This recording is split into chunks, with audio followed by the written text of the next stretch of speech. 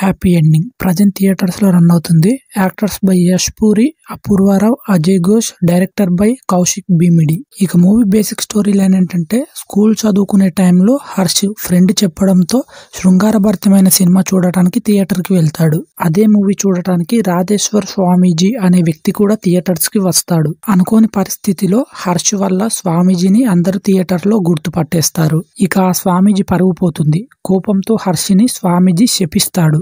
దీని కారణంగా హర్ష్ ఏ అమ్మాయిని తలుచుకున్నా వాళ్ళంతా చనిపోతూ ఉంటారు. ఇక పెరిగి పెద్దయిన తర్వాత హర్ష్ అవని అనే అమ్మాయితో ప్రేమలో పడతాడు. పెళ్లి కూడా చేసుకుంటాడు. మరి హర్షకి శాప విమోచం ఎలా కలిగింది, తన భార్యతో ఒకటయ్యాడా లేదా అనేది మిగతా స్టోరీ లైన్ అన్నమాట.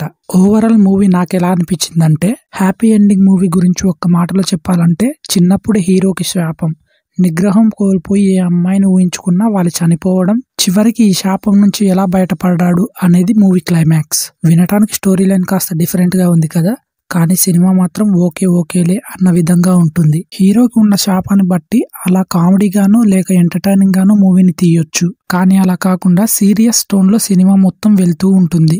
దీనికి తోడు వచ్చే సీన్స్ కూడా ఒక ఫ్లోలో కాకుండా సడన్ గా వస్తాయి. ఫస్ట్ హాఫ్ సెకండ్ హాఫ్ రెండు కూడా చాలా లాగ్ గా ఉంటాయి భయ్యా.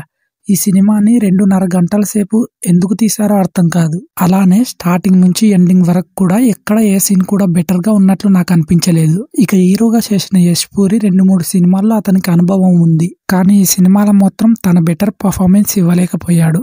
డైలాగ్స్ కూడా చాలా నెమ్మదిగా చెప్తాడు. ఆయన క్యారెక్టర్ తీరు అంతేనా లేదా ఆయన యాక్టింగ్ తీరే అలా ఉంటుందా అనేది పాయింట్ అర్థం కాదు.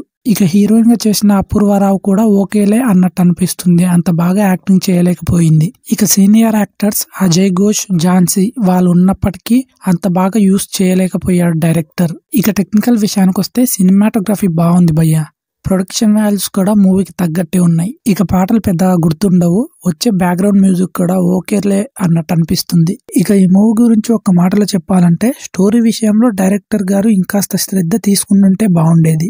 మూవీ రన్ టైం కూడా తగ్గించి యాక్టర్స్ ని బాగా వాడుకునింటే సక్సెస్ అయి ఉండేవాడు. ఇది guys happy ending movie review. గనక మీకు నచ్చినట్టయితే ప్లీజ్ సబ్స్క్రైబ్ చేసుకోండి.